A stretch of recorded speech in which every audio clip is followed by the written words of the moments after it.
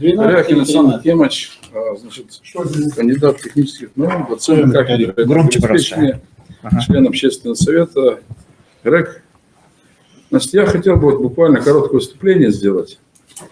Ну, опыт мой такой, скажем, 10 лет науки, 10 лет на производстве, 10 лет в управлении, да, государственным. Поэтому наукой энергетикой как бы со всех сторон позанимался, да.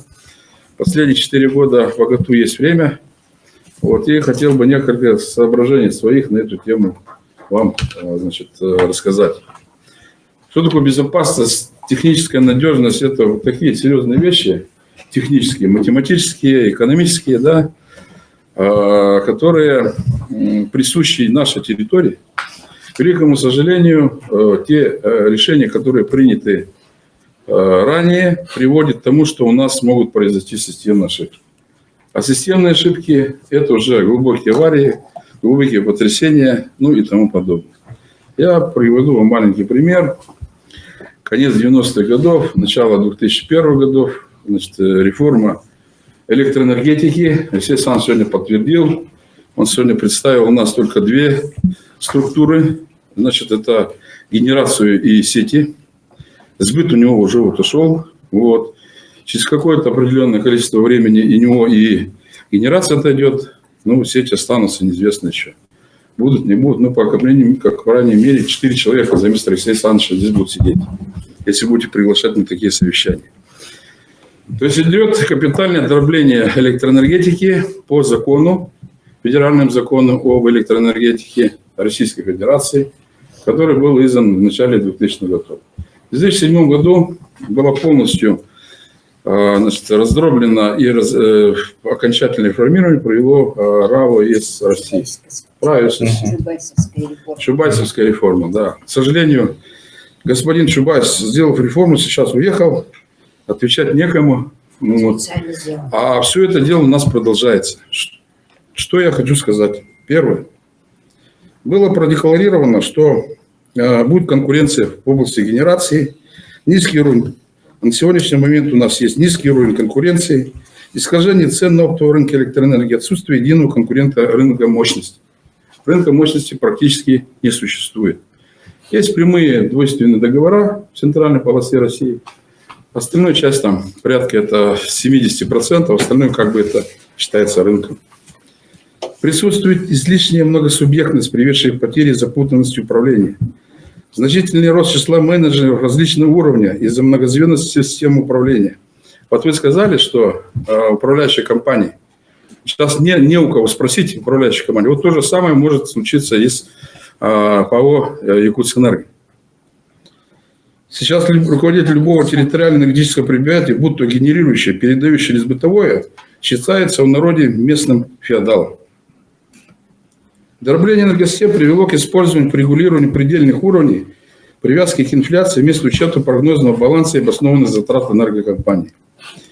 Увеличение износа оборудования, малое количество чисто частных инвестиций в предприятий без государственного участия, например, крупномасштабное строительство на Дальнем Востоке, ведут только государственные компании или компании с государственным участием. Это ФСК и ПАО «Русгидро».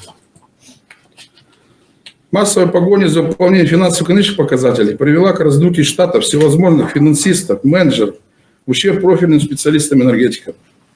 Руководителям электроэнергетических компаний назначаются далекие вообще от энергетики люди. Системная ошибка. Эффекты от крупных энергетических объектов, построенных компанией с государственным управлением, не дошли до потребителей в связи с отсутствием масштабного строительства и ремонтных работ по распределительным линиям электропередач 35 киловольт и ниже. Крупняк более сделали, 220, 110, а до мелочевки еще руки не дошли. Все у них сидит в ремонтной компании, которая не очень большая, каждым годом все меньше и меньше становится. В связи с этим необходимо пересмотреть, значит, концепцию, вообще парадигму развития электроэнергетики Российской Федерации. Потому что мы опять делаем системную ошибку. То есть опять же наступаем на те грабли, которые могут привести к крупным авариям. Возьмем опыт нашего ГУП ЖКХ. Значит, начало 2000-х годов, 2002 год, да, Александр Иванович? В 2003 году, да. Какая была ситуация, вспоминайте. Клуб ЖКХ раздроблен по всей территории республики. Каждый хозяин, да. Каждый сам себе все заводит. Каждый все, что делает, что хочет. Было принято стратегическое решение, системное решение было принято по созданию единой компании. Централизовать клуб ЖКХ. Сейчас же у нас происходит процесс децентрализации ПАО «Якутскэнерго». Я считаю, что это абсолютно неправильный процесс. Следующее. Насчет тарифов. Вот снова концепции реформирования вообще электроэнергетики Российской Федерации. А почему нам это очень больно кажется? Потому что мы на Дальнем Востоке находимся. Заложить принцип единого тарифа для населения Российской Федерации. Он был. Предлагать его не надо. Он был 2 копейки за 1 киловатт-час по всей Российской Федерации. Это все можно делать. Это все можно делать. Это все условности. Экономика – это определенные условности. Это не техника, где это работает, где не работает. Почему, например, человек, родившийся на Чукотке, я в ваше время тоже работал. Должен платить советское время по себестоимости в 2 раза больше, чем человек, который родился в Москве. Конечно. Или в Иркутской области, например, да? Это же несправедливость, гражданская несправедливость, я считаю. Такой подход, как единый тариф, был всегда до реформ и развала единой энергосистемы. Тариф, я сказал, был 2 копейки. Единая энергетическая система функционировала как единый механизм, стирая грани между часовыми поясами. Безусловно, в нынешних условиях возможна дифференциация по категориям населения. Считаю, что принцип единого тарифа для населения является социально справедливым подходом, что в современной экономической и политической ситуации мог быть востребован. Внедрение единого тарифа для населения было бы реальным мероприятием по борьбе с бедностью России, а не унижающей подачки в виде субсидий, которые потом все равно приходят к энергоснабжающим организациям, а с точки зрения населения все эти субсидии приходят к энергетическим олигархам. Принцип единого тарифа на электроэнергию хотя бы для населения России можно было реализовать даже при современном состоянии электроэнергетики и государственного управления отрасли. Это все вопросы методики и работы компьютеров, усиления и централизации функций ФАС России. Я обращался с этим вопросом в Министерство энергетики Российской Федерации, Федеральную антимонопольную службу. Они ответили, да, это все возможно сделать, но регионы должны договориться между собой.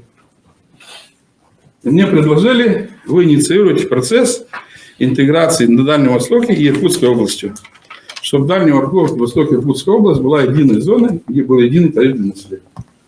Почему этим не занимаемся мы? Ведь можно этим заниматься? Можно заниматься. Ответ был положительный. На сегодня электроэнергетика Дальнего Востока, а конкретно Якутии, я считаю, должна оставаться вертикально интегрированной структурой. Реформы, проведенные в центральной полосе России, не могут работать на Дальнем Востоке. Не может быть конкурентной среды, и нет, потому что нет межсистемных связей. Нет межсистемных связей. Поэтому, уважаемые друзья, значит, я прошу запомнить, что я выдвинул как бы 2 направления. Это значит, надо подходы менять в развитии электроэнергетики Российской Федерации в целом. Вот. И надо проталкивать как можно единый тариф для населения Российской Федерации. У меня все.